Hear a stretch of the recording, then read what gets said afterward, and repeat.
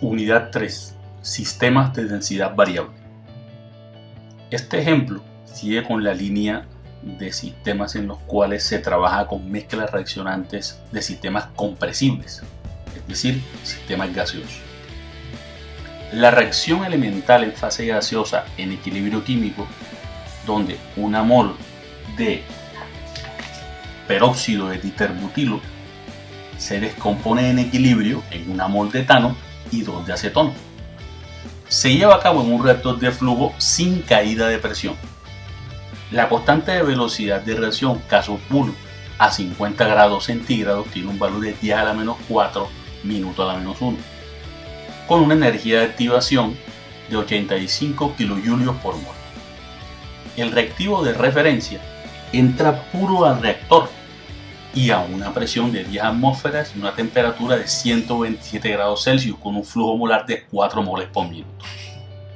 Ya que la reacción es reversible con la constante de equilibrio K sub C igual a 0,025 mol cuadrado litro a la 6, calcule la conversión de equilibrio y luego los volúmenes para los reactores CCTR y PFR para alcanzar el 95% de la conversión en equilibrio. En este caso, se puede ver que la reacción, ¿verdad?, soporta o está presentando un equilibrio químico, es decir, va a llegar un momento en que la velocidad de reacción se va a hacer cero, es decir, en el momento de equilibrio químico. Tenemos el modelo cinético, que es función tanto del reactivo A como los productos B y C. ¿Ves? Tenemos una reacción, digamos aquí, que favorece la formación de productos y otra que favorece la formación de reactivos. Entonces tenemos la constante de equilibrio, que es F sobre K sub B, que está definida aquí dentro del modelo cinético, el R, y las ecuaciones de diseño tanto de reactores PFR como el reactor CST. Primero vamos a desarrollar el balance de materia. Para simplificar, pues vamos a poner que una mol de A se descompone el equilibrio en una mol de B más 2 moles de C.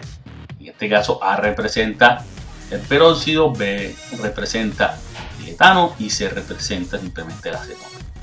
Entonces, a la entrada, como solo tenemos el reactivo puro, o sea, solo vamos a tener entrando las moles de A, no vamos a tener ni B ni C a la entrada, es decir, las moles totales a la entrada solamente van representadas por las moles de A. Cuando reaccionan esas moles, es decir, tenemos las moles de A, todo, recuerda que este negativo estar aquí es porque esto es un reactivo, simplemente son las moles que entran. ¿Por qué? Por la conversión que todavía no sabemos su valor. Entonces, de la relación estequiometría vemos que la misma cantidad de A se descompone en ¿qué? En la misma cantidad de B. Entonces tenemos la misma cantidad de moles y el doble de moles de C. Entonces que está aquí el doble de moles de A que se descompone. A la salida vamos a tener simplemente lo que entra menos lo que reacciona.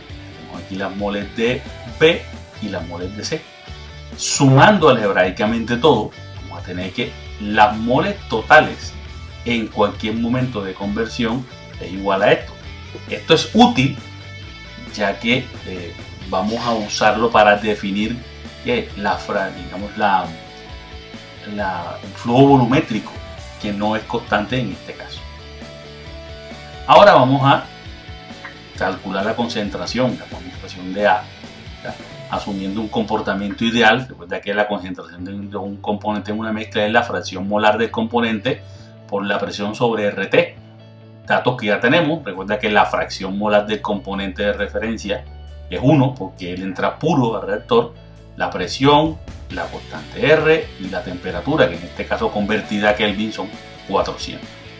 Entonces C sub A 0 es igual a ¿qué? A P sub A 0, que recuerda que P sub A 0 que es igual pues a la fracción por la presión total. Sería en este caso 10 atmósferas sobre R por T, es decir, el valor de C sub A 0 igual a 0.305 moles por litro. Entonces, como es un sistema de densidad variable, recuerden que los flujos volumétricos no van a ser constantes, los flujos volumétricos van a variar tanto por la reacción química que se está haciendo dentro de esa mezcla, como la presión y también por la temperatura. Entonces, en términos generales, esta es la expresión, ¿verdad? Que el flujo volumétrico igual al flujo volumétrico inicial por los cambios de ¿qué? De flujo después de la reacción o en cualquier momento de reacción y los flujos molar antes de la reacción, o sea, al principio. También por el cambio de presión y cambio de temperatura. En este caso, nuestro sistema tenemos temperatura y presión constante, o sea que nuestra expresión solamente va a ser esta que vemos aquí, es decir, el flujo volumétrico igual al flujo volumétrico inicial por la diferencia o la relación entre las moles totales después de la reacción y las moles totales antes. Entonces simplemente tomamos la definición de ¿qué? De las moles totales de balance de materia, es decir, de el cálculo que hicimos ahí en el balance, que estos son las moles totales, las moles totales a la salida sobre las moles totales a la entrada, que solamente están representadas por F sub a 0. Y directamente aquí nosotros sacamos que la definición de el flujo volumétrico. Ahora, también este cálculo también se puede hacer de la siguiente manera, de manera tradicional, como lo veníamos haciendo, que simplemente tomando la ecuación general, que es mu sub 0 multiplicado por 1 más epsilon por x sub a, es la conversión. Recuerda que epsilon es que flujo volumétrico, flujo fracción molar del componente de referencia por sigma, que sigma simplemente recuerda que es la sumatoria de los coeficientes, la suma de los coeficientes estequiométricos de los productos menos la suma de los coeficientes estequiométricos de los reactivos. En este caso serían 3 menos 1, que es igual a 2. Es decir, epsilon vale 1 por 2, es decir, vemos que es el mismo cálculo y llegamos a la misma conclusión, ¿verdad? De las dos formas. Ahora vamos a definir que las concentraciones en términos de la conversión, o sea, la concentración de cualquier componente, en este caso es igual a ¿qué? Al flujo molar de A sobre el flujo volumétrico. El flujo molar de A lo sacamos del balance y el flujo volumétrico que ya lo hemos calculado en la diapositiva anterior. Esto nos queda aquí ya C sub A definido en términos de ¿qué? De conversión. C sub B es un cálculo análogo, tomamos el flujo de B del balance de materia y lo dividimos entre el flujo volumétrico. C sub B y C sub C igual. Entonces ya tenemos las tres concentraciones de los componentes de la reacción química en términos de conversión. Entonces ahora, cuando en el momento, ¿qué es lo que sucede cuando se alcanza el equilibrio químico? Hombre, que la velocidad de reacción neta se hace cero. Entonces podemos, igual a cero, la velocidad de reacción se hace cero. Entonces, ¿qué hacemos con eso? Pues nosotros podemos aprovechar, ¿verdad? Entonces, definir dentro del modelo cinético la constante de equilibrio. Recuerda que K sub C lo definimos en términos de concentraciones. Mira, K sub C que igual a K sub F sobre K sub B, que son nosotros los definimos aquí. Si hacemos igual C, esto igual a 0 y despejamos este cociente, mira, tenemos que es igual a C sub B por C sub C cuadrado sobre C sub A. Y también ya tenemos este valor no nos da el ejercicio. Entonces, ¿ahora qué hacemos? Pues nosotros tomamos las definiciones de las concentraciones y las ponemos en la ecuación de equilibrio, ya que esas definiciones deben ser también válidas en ese momento. Entonces, tenemos aquí C sub B, C sub C al cuadrado y C sub A. Entonces, nosotros tomamos todo, reemplazamos las definiciones de concentración dentro de la ecuación de equilibrio, quedándonos ¿qué? Una ecuación no lineal, aquí donde la única variable es la conversión al equilibrio, porque C sub A 0 ya la calculamos anteriormente. Entonces, esta ecuación, ¿verdad?, me representa, ¿verdad?, lo que pasa en el momento del equilibrio, el equilibrio químico, y a qué conversión se va a llegar a ese equilibrio. Entonces, para hacer eso, pues tenemos que despejar esa conversión X sub EQ. Entonces, ¿vamos a qué? Vamos a la primera... la manera más fácil de hacer eso es de manera gráfica. Sabemos que ese valor tiene que estar entre 0 y 1 porque es una conversión. Entonces lo primero que hacemos, pues ponemos el valor, ponemos esto en forma de la ecuación. Digamos que esta ecuación tiene que aproximarse a un valor de 0 en el momento de la solución, ¿verdad? Porque debe existir un valor X sub EQ que haga que esto sea 0. ¿Cómo lo vamos a hacer? Numéricamente, pues primero vamos a hacer una aproximación. Pues, ¿qué tomamos? Pues tomamos 5 o 6 puntos, son suficientes para tener una aproximación. Si nosotros tomamos aquí, vemos que ya esa ecuación va a cambiar de signo, es decir, que tiene que haber un punto en el que valga 0. Nosotros graficamos eso para tener una estimación, vemos que aproximadamente en 0,52. Esto es una estimación de la solución, porque lo estamos haciendo gráficamente. Entonces ya con ese valor estimado, pues podemos tomar aquí estos valores y utilizar otro tipo de herramienta, por ejemplo MATLAB o el mismo Solver, para obtener un valor exacto. ¿Cuál es el valor exacto de solución? 0.512. ¿Ve? No está muy, digamos que de la solución gráfica, pues no está muy lejos, porque nosotros se puede uno dar cuenta dónde corta aproximadamente. Y si nosotros utilizamos, en este caso utilizamos MATLAB, pues obtuvimos la solución exacta, que es 0.51. Entonces el ejercicio nos dice que la conversión de trabajo es el 95% de la conversión de equilibrio, es decir, 0.95 por la conversión de equilibrio, que en este caso sería 0.4864. Esa es la conversión de trabajo de los reactores de flujo. Entonces, para calcular los volúmenes, ¿verdad?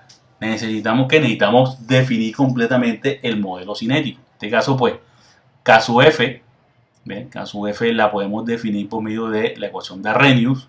Cuando tenemos nosotros K sub 1, la tenemos, el ejercicio nos da K sub 1 a una temperatura 1, y con K sub F, pues vamos a definirla a la temperatura de trabajo, que en este caso es 400 grados Kelvin. Entonces, tenemos ya esta ecuación que nos la da. Tenemos el valor de E, que es la energía de activación, que es 85.000 julios por mol. El valor de R, que recuerda que tiene que estar definido en términos de ¿qué? De las unidades de julio. Y eso nos da un valor de 0.0433 minutos a la menos 1. Entonces, si yo tomo ahora el modelo cinético y voy a reemplazar las concentraciones y las constantes dentro del modelo, es decir, C sub A, C sub B, C sub C y K sub F dentro del modelo. En este caso, pues aquí tenemos K sub B, pues K sub B la ponemos en términos de K sub F, que ya la tenemos, y K sub C, que también la tenemos. Y esto nos daría este modelo que ven aquí. Y simplemente tú coges C sub A, la reemplaza, C sub B también la reemplaza, C sub C también la reemplaza. Y esto nos quedaría, este es el modelo cinético de esa reacción química, pero también eso incluye el equilibrio químico. Entonces, por simplicidad, comenzaremos para calcular el volumen de reactor CCTR. Entonces, usando la conversión de trabajo, nosotros reemplazamos aquí C sub A0, K sub F, la conversión de trabajo, que es 0.4864, y nos da la velocidad de reacción.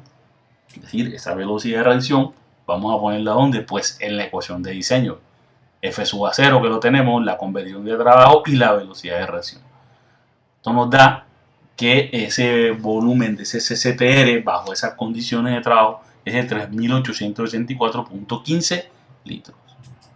Entonces vamos ahora para el PFR, pues tomamos la ecuación de diseño que ya conocemos, la misma definición del modelo cinético, y vamos a usar técnicas numéricas, ya que digamos que integrar esto analíticamente es bastante dispendioso y no es necesario, ya que la integral es una integral definida.